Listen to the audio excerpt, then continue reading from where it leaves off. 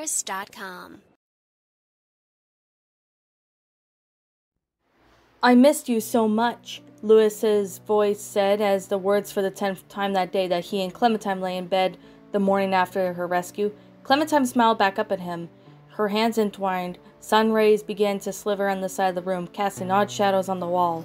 He bent down and kissed her hand softly, his eyes never leaving hers. I missed you too, Lou, she whispered. I saw you tonight. It was so surreal. I thought I was dreaming. You and me both, Clem, he said, chuckling as he drew small circles on the palm of her hand and his thumb, making Clementine hum softly. I almost went crazy without you. I mean, who would laugh at my jokes and amazingly? He inquired with a gesture. Don't make me think about changing my mind about this marriage, she teased, raising an eyebrow. Too late, honey, he reminded her, lifting her joined hands and flashing the ring on her finger. I seem to remember hearing about something called a divorce, she said, scratching her chin pensively. Maybe Javi knows something about it. Louis squinted at it at the edges, just curling upwards. Well played, Everett. Clem smiled at the mention of the last name that always made his heart flutter. Obviously, that wasn't her last name, but she had talked about Lee the night before she dreamed about him, making it clear that he was very dear close to her. That night she christened her Clementine Marsh Everett. When a small gray ray of light hit Louis in the face, he scrunched up his nose and closed his eyes. Clementine chuckled and sat up, bringing the sheets up to her chest. She looked around the room, searching for her shirt. She found it and tossed it beneath the bed and the table and grabbed it. Pulling it over her hat and her forehead headboard of the bed, she put it up and stood up, stretching the sleep off her body. Her hands went straight up to the bump on her abdomen. Even though she was only 3 months along, she could already feel the curve of the baby was forming in her belly. A pair of arms wrapped themselves around her waist, taking hold of her hands. She turned around and smiled at Louis, kissing the top of his forehead. I gotta go to the infirmary, remember? She said, resting the chin on her head, although it was usually the other way around. She felt somewhat comfort between that position. Eleanor wants to make sure nothing was wrong while I was being taken. Yeah, I know, he said, rubbing the sleep off his eyes. You want me to come with you? Clem smiled, and despite herself being pulled away, Of course, she said. But you better put on a shirt, she reminded him, gesturing to his bare chest. His right shoulder was heavily bandaged, and the blood was having dried out hours ago. She ran to her hand gently over it, and her eyes softening. He did this for me, she kept thinking, getting the praise circling the mind every few seconds. Does it hurt? Not anymore, he assured her, placing a hand over hers. Eleanor said I was lucky the bullet went straight through, though. You were, she said with a grin. She leaned and placed a soft kiss on his wound. Something Louis would usually do with that whenever she got hurt. I wish you hadn't had that luck, though you should have stood up between me and Myers. I would have done it again 1,000 times, he said with a nod. You're the love of my life, Clem. She smiled down at him and pressing a soft kiss on his forehead. I know, she whispered, but now put on your shirt or we'll be late. Louis obliged, deciding to leave his trench coat off in dismay. It was not clean after the guts after the escaped the walkers from the night before, so he settled for the Guns N' Roses shirt and demi jeans. He stood up and draped his arm over Clementine's shoulders.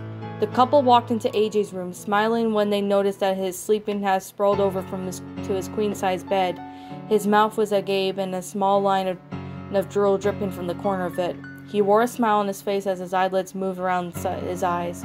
He looks so peaceful, she whispered, leaning her head against Louis's shoulder. Maybe we shouldn't let him sleep. Well, yeah, you're right, Louis said, closing his door and leading Clem out into the hallway. He didn't sleep very much while you were gone. Neither of us did. Well, that cell wasn't a 5-star hotel room either, she reminded him, the memory of Myers' questioning stinging in her mind. The couple had made their way through the streets of Richmond, groups of children running around at the break of the new day. They walked in hand in a slow pace, taking in the golden hue that seemed to be taking over the city every morning. Louis stood up and looked over the kids chasing each other, not a care in the world. He hoped his child would grow up like that, and without needing to worry about the survival every minute of the day.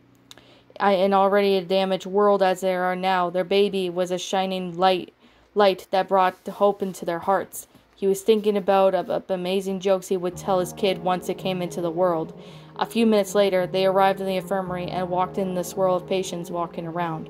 2 nurses were dragging a screaming man onto a bed, his hands clutching the bite on his right calf. Most of the people inside the large tent had their eyes trained against the struggling man.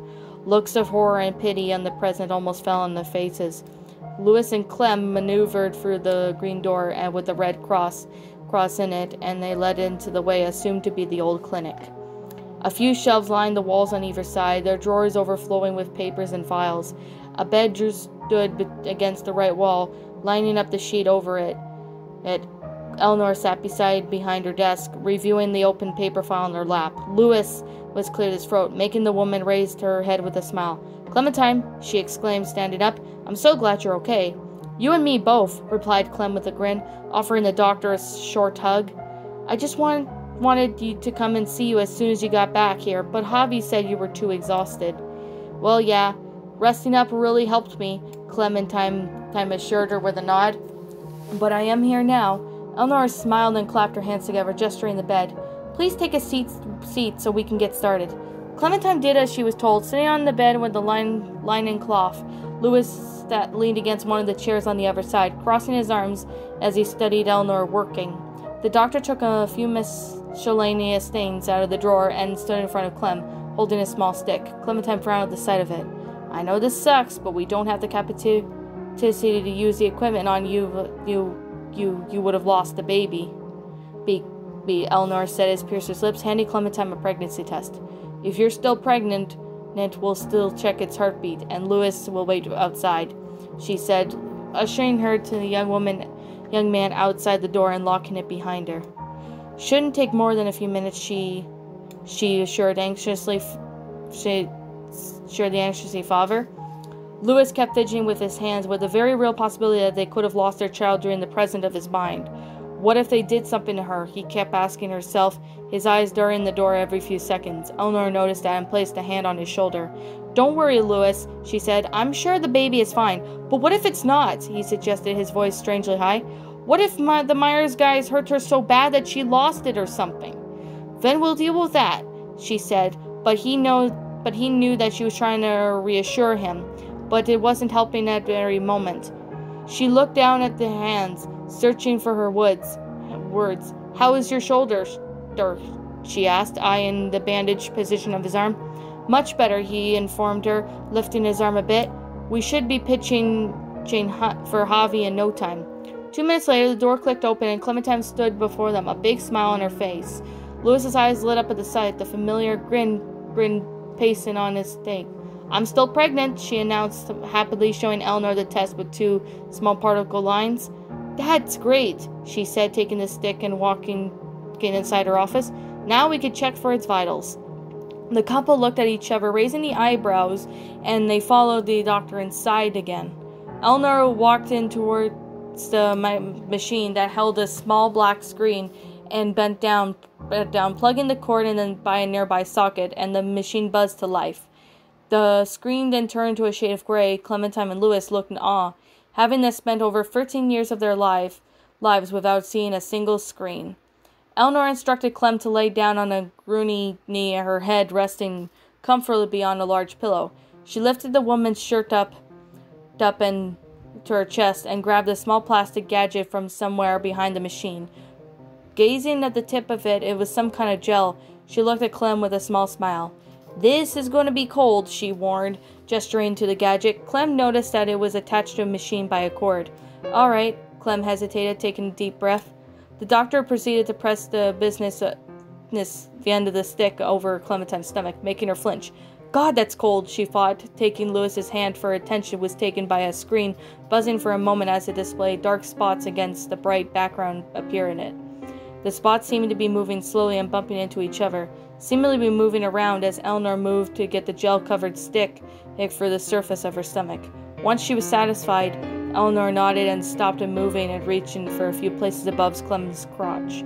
She squinted at this point for a moment before clicking her tongue to the point of the small clump of black spots on the bottom of the right of the screen.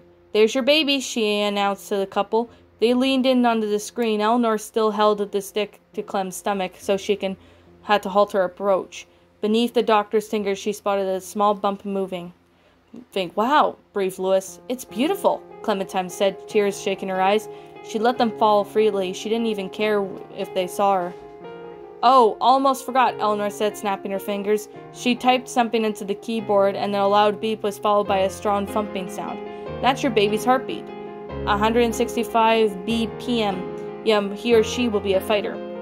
She sure will, Louis said proudly, unable to erase a smile on his face. You still think it's a girl? Clementine asked, looking at him. I know it is, he corrected. Little Layla Everett. Everett? Clementine asked, raising an eyebrow. Well, yeah, Louis said, as if it wasn't the obvious thing. Last names aren't too important anymore, so ours wouldn't really be needed. But I figured Lee is such an importance in your life. He deserves to be honored, you know. Clementine blinked away unbidden tears, her golden eyes sparkling. How would she ever get so lucky? I love it, she whispered, pressing her forehead to his. Thank you. You're more than welcome, my love. Pressing a small button on the keyboard, Eleanor removed the stick from Clementine's abdomen and used a small cloth to clean out the remaining gel on the skin and helped her lower her shirt. As Clementine stood up, the machine showed a small paper that slid out into the slot. Eleanor held the paper in front of them, revealing the picture of the small lump of black spots on their baby. Louis took it gingerly and had it placed carefully on his back pocket. She reminded Clem to take it easy and get lots of rest and let them be on their way. The couple thanked her and walked off into the office, heading to the street. Once outside, Louis took a picture away from his pocket again and examined it. This was his baby. Those wavy black lines were those spots were his baby. And when it's surreal holding this, he handed it to Clem. Isn't she beautiful? I still think it might be a boy, she said, smiling down at the piece of paper. Keep dreaming, he replied, shaking his head. They walked absently back to their room, beat down the hotel. As they opened the door, Clementine almost knocked off her feet when AJ lunged himself at him, wrapping his arms around her. She looked down at him, patting his head. What's the matter, goofball? You guys left without me, he said with a small pout. Well, we wanted you to get you some rest, Louis assured the boy, kneeling to his level. But you want to see something cool? AJ's face softened at the prospect and he nodded slowly. Louis led him to the bed where they sat down beside Clementine. AJ stood in front of them, watching them expectantly. Clem rummaged through her inside of her pocket and produced a picture of their baby, showing it to AJ. What's that? The boy asked, raising an eyebrow. That's the baby, goofball, she said, pointing at the large clump of spots. Isn't it still in there? He inquired, pointing at her belly. The couple smiled at each other, marvelously at the boy's innocence. Yes, but Eleanor has a special machine that can take photos of it while it's still inside, Clem explained. AJ leaned and slanted his eyes, scanning up and down the photo for anything wrong. His brows were furrowed. Concentration was taking over his features. After a minute of intense staring, he let out a frustration breath and stomped his foot hardway for the door. I don't see it, he huffed, looking up at Louis. They're just spots. Yeah, but the lumps will get bigger. See? Louis explained, pointing at the paper, directing at AJ's gaze to it. AJ hummed as piercing his lips. I still don't see it. It's all right, goofball, Clementine said, looking down at him. It took some time for me at first, too, she assured him with a smile. AJ lit up at the idea and popped into his mind. He spun his head and rushed to his room. Clem and Louis shared a puzzled look and shrugged. They both lay down in the bed together, and Clem placed their hat on the table. The sun was shining on the bed on the open window, making Louis squint. He wrapped an arm over Clem's head, resting his own shoulder. So what about Amelia? He asked, kissing the top of her head. Amelia and Everett? Clementine hummed for scratching her chin. Let's put that in the maybe pile. Okay, for a boy, Luke. I like it, Louis said, remembering that her talking about the man who drowned in the lake while trying to get AJ to safety. Luke Everett. He tasted the name the same way off of his tongue and smiling at himself. Yeah, that's good, she said, looking up at the ceiling. What about Ruth? I'm sorry, we're not having an 89-year-old, she asked ridiculously, propping herself up with one elbow. Louis looked down at her slanted eyes and a smile tugging at his lips. They stayed silent for a few minutes. Looking into each other's eyes, her eyes drifted down on his face into his lips, then back up. She smiled and leaned in, closing the gap between them. He hungrily slid through her lips and her hands trailing up and down the back of her hair. It made her shiver. His fingers tangled themselves in the curls, bringing them closer to them. She let out a loud, soft sound, deepening the kiss, and her hands traveled down through his chest and his face, hovering over his heart. She could feel its strong thumping. His eyes opened suddenly and pulled away, leaving Clementine leaning into him. "Bob!" he exclaimed. "What?" she asked, still trying to say her name. "What about Bob for a boy?" "Seriously?" she asked, for some annoyance being due to the name choice. "Please tell me you're joking. If you say no, then I'm joking. If you say yes, I'm serious." "No," she stated, raising an eyebrow. "Kidding it is," he said, chuckling nervously. She rolled her eyes and kissed the tip of his nose. Sometimes he could be such a dork, she thought. With a smirk, she leaned in, hungrily capturing the lips into hers. His right hand returned to her hair, while his left hand over the small of her back, pulling her close to his body as he always did. She rolled over to him, her eyes golden darkening. "I love you," she breathed, kissing him softly. "I love you too, Clementine." "How can that be a baby?" AJ thought for the 10th time, tilting his head. He was staring intently at the drawing that he had been preparing for Clem and Lewis, and they were in it. Holding his hands in the school courtyard, Ten had taught him a few tricks over the years. The younger boy's skills had gratefully improved as time passed, and in it, Clem and Lewis held an uncanny resemblance of their live in the counterparts, with a small pink heart hovering over their joint heads. At the top of the page, it was the family. 3 of them were looking to their left. There were a blurry smudge image of Black Dot stood. Had they been pulling a prank on him? He fumbled with his pencil, so sticking his tongue out in the consideration. As much as he focused on the spots, he still couldn't find a baby. Maybe I should have been there when they took the photo, he figured, and it was the logical collusion. As he was the only one who could not seem to find it, as a matter of fact, he wished he had been there to see how Eleanor had taken pictures. Maybe he had been a discerned cluster of spots in the rest of the photo, but they had gone to a disappointment without him. It was almost if they had forgotten him. Why, hello there, my little pretties. It's me, the Shadow Lioness. I hope you all enjoy my video of creepypasta. So, without further ado, if you liked the video, please leave a like. And if you want to survive my cave of terror, please hit the subscribe button down below. Leave a comment in the comment section down below. Donate to my Patreon when you can. And the only way you're going to survive me in the cave is you're going to have to sub to me and press the bell for notifications so you'll get to know when I upload. Well, without further ado, my little pretties, I'll see you in the next video.